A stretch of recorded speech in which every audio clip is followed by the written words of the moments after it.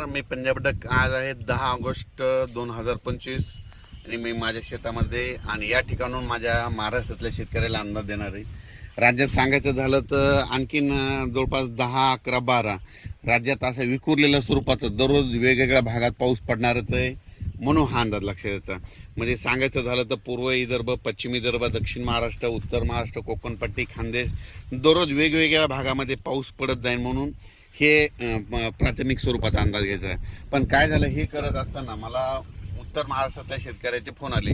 उत्तर महाराष्ट्रामध्ये नंदुरबार जिल्हा, धुळे जिल्हा, जळगाव जिल्हा, नाशिक, येवला, निफाड, त्याच्यानंतर संगमनेरचे काय आले, श्रीरामपूर, त्याच्यानंतर कोपरगाव, त्या भागातले बरेच फोन आले की आमच्या भागामध्ये पाऊसच नाही, तुमच्या तिकडं पडतं, फक्त पिकांना पाहिजे तसाच पडतोय. तर मग पाऊस कधी येईल? तर उत्तर महाराष्ट्रासाठी खास करून एक आनंदाची बातमी की उत्तर महाराष्ट्रामध्ये 15 ऑगस्टपासून म्हणजे 15 ऑगस्टपासून ते 22 ऑगस्टच्या दरम्यान जोरदार पाऊस पडणार आहे. म्हणजे तिकडं ना तुम्हाला सांगतो 16, 17, 18, 19च्या नंतर चांगला अतिवृष्टी देखील काय काय ठिकाणी होणार आहे, मुसळधार होणार आहे. आणि त्यांचे फोन आले की आमच्या विहिरीला पाणी आलं नाही. तर ह्या पावसामध्ये तुमचा हा पाऊस निर्णायक ठरणार आहे, विहिरीला देखील तुमच्या पाणी येणार आहे, वडी नाली देखील वाहणार आहेत. म्हणून उत्तर महाराष्ट्रातल्या शेतकऱ्यांनी हा अंदाज लक्षात घ्यायचा.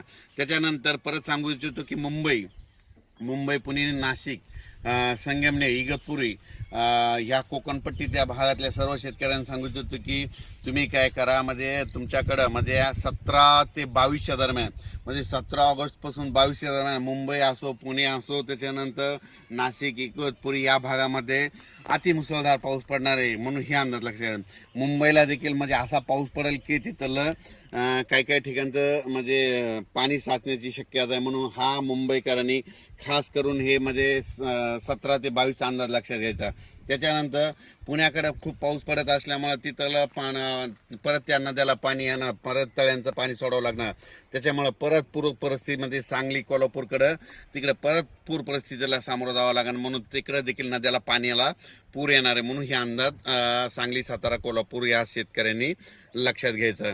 त्याच्यानंतर राज्यातले सर्व मराठवाड्यातल्या शेतकऱ्याला सांगू इच्छितो की मराठवाड्यामध्ये आज देखील म्हणजे 10 ऑगस्टपासून ते 13 ऑगस्टच्या दरम्यान म्हणजे मराठवाड्यामध्ये परभणी जिल्हा झालं, नांदेड जिल्हा झालं, हिंगोली जिल्हा झालं, लातूर जिल्हा झालं, धाराशिव जिल्हा झालं, बीड जिल्हा झालं, जालना जिल्हा झालं, त्याच्यानंतर संभाजीनगर ह्या भागामध्ये आणखीन असा दररोजच म्हणजे पाऊस सुरू राहणार आहे. म्हणजे असं एकदम मराठवाड्यातला पाऊस आता एकदम असा बंद होणार नाही.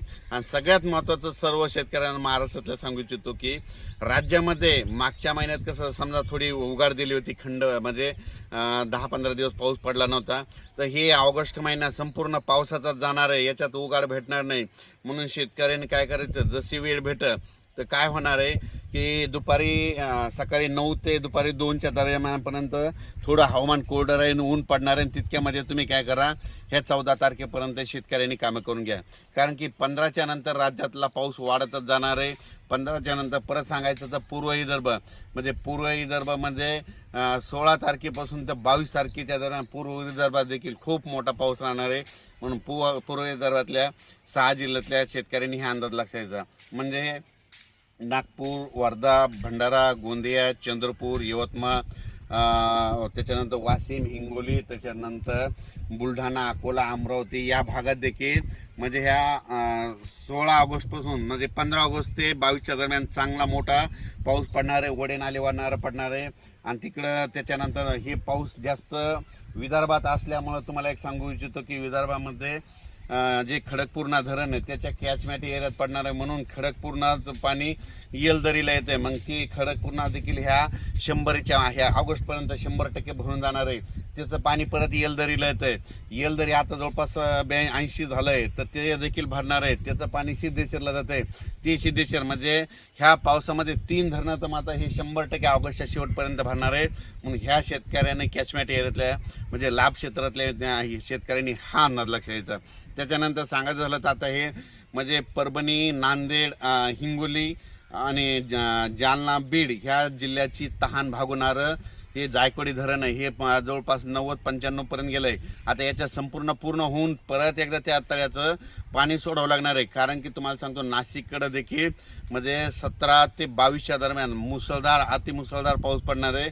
परत ते मारुतीचं मंदिर आहे ना, दुतोंड मारुतीचं, तिथं देखील पाणी देखील लागणार आहे. म्हणून हा अंदाज परत एकदा त्या शेतकऱ्यांना लक्षात यायचा. त्याच्यानंतर सांगायचं झालं तर पश्चिम महाराष्ट्रामधल्या सर्व शेतकऱ्यांना सांगू इच्छितो की आज 10 ऑगस्ट आहे.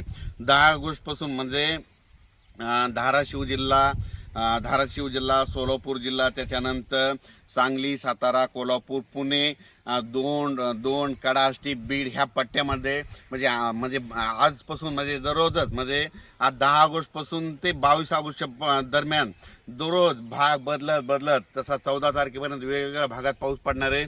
एकदम तुमचा पाऊस काही बंद होणार नाही, म्हणून हे अंदाज लक्षात घ्यायचा. जशी वेळ भेटेल तसं तुम्ही शेतीचे कामं करून घ्या. पण त्याच्यानंतर मात्र 15 ऑगस्टच्या दरम्यान मात्र खूप मोठा पाऊस राहणार आहे पश्चिम महाराष्ट्रात. म्हणून पश्चिम महाराष्ट्रातल्या शेतकऱ्यांनी हा अंदाज लक्षात घ्यायचा. त्याच्या पश्चिम महाराष्ट्रामध्ये त्याच्यामध्ये अहिल्यानगर सांगतो. अहिल्यानगरकडं म्हणजे काही भागात इकडल्या म्हणजे आमच्या मराठवाड्याला जे लागू नये त्या भागात पाऊस पडलेला आहे. पण काही भाग थोडे 2-4 तालुके सुटलेले आहेत. राहता झालं, त्याच्यानंतर कोपरगाव, शिर्डी, श्रीरामपूर, पुणतांबा हे सुटलेलं आहे. तर तिकडं देखील म्हणजे त्या शेतकऱ्याला सांगू इच्छितो की 14 म्हणजे 15 ऑगस्ट पासून ते 22 ऑगस्टच्या दरम्यान तुमच्या त्या सगळ्या म्हणजे शेतामध्ये जे छोटे छोटे तळे असेल तिकडं देखील अहिल्यानगर वगैरे खूप पाऊस पडणार आहे. संगमनेरकडे खूप पडणार आहे. जुन्नर तिकडे विघ्नर कारखाना आहे. त्या विघ्नर कारखान्याच्या बाजूला म्हणजे त्याच्यानंतर त्या विघ्नर कारखाना, ओझर, त्यानंतर भीमाशंकर त्या पट्ट्यामध्ये देखील चांगला अतिवृष्टी सारखा पाऊस पडणार आहे. म्हणून त्या क्षेत्रातल्या शेतकऱ्यांनी ह्या अंदाज लक्षात घ्यायचा आणि आपण आपल्या पिकाची काळजी घ्यायची. म्हणजे सांगायचं झालं तर 15 ऑगस्ट पासून ते 22 ऑगस्टच्या दरम्यान सगळीकडेच म्हणजे वेगवेगळ्या भागात दररोज पाऊस चांगला पडणार आहे. म्हणून शेतकऱ्यांनी हा अंदाज लक्षात घ्यायचा. आणि त्याच्यानंतर जळगाव जिल्ह्यात देखील आज म्हणजे 10, 11, 12च्या दरम्यान देखील जळगाव झालं, धुळे जिल्हा झालं, त्याच्यानंतर इकडे चाळीसगाव तालुका ह्या भागामध्ये काय होणार, निफाड तालुक्यामध्ये तुरळक ठिकाणी ह्या 2-3 दिवस असा भाग बदलत वेगवेगळ्या भागात पाऊस पडणार आहे. पण 15 ऑगस्ट ते 22 ऑगस्टच्या दरम्यान जळगाव जिल्हा असो या नंदुरबार जिल्हा असो या त्याच्यानंतर नाशिक असो, धुळे असो, या सगळीकडे जोरदार मुसळधार पाऊस पडणार आहे. म्हणून हा अंदाज लक्षात घ्यायचा. त्याच्यानंतर आपल्या लगतच गुजरात आहे. गुजरातल्या शेतकऱ्याला सांगू इच्छितो की तुमच्याकडं 17 ते 22 मध्ये तुमच्याकडं मुसळधार, अतिमुसळधार म्हणजे असा पाऊस पडणार आहे. म्हणून गुजरातल्या शेतकऱ्यांनी हा अंदाज लक्षात घ्यायचा. मध्य प्रदेश देखील तशीच परिस्थिती राहणार आहे. म्हणून हे अंदाज लक्षात घ्यायचा. त्याच्यानंतर आपल्या महाराष्ट्राच्या बाजूच्या लगत आपले म्हणजे व्हॉट्सअपचे ग्रुप आहेत.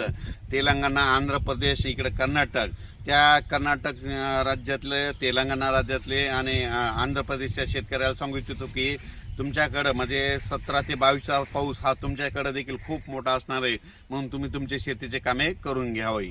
त्याच्यानंतर राज्यात सांगायचं झालं तर 22 ऑगस्ट पर्यंत चांगला पाऊस पडेल. परत 1-2 दिवस थोडा गॅप देईल आणि परत येईल. म्हणजे सांगायचं झालं तर हे ऑगस्ट महिना संपूर्ण पावसाचा जाणार आहे. फक्त काय भेटणार आहे दुपारीमध्ये सकाळी 9 वाजल्यापासून तर 2-2:30 पर्यंत थोडं ऊन भेटणार आहे. तितक्यामध्ये तुम्ही काय करा, ह्या 14 ऑगस्ट पर्यंत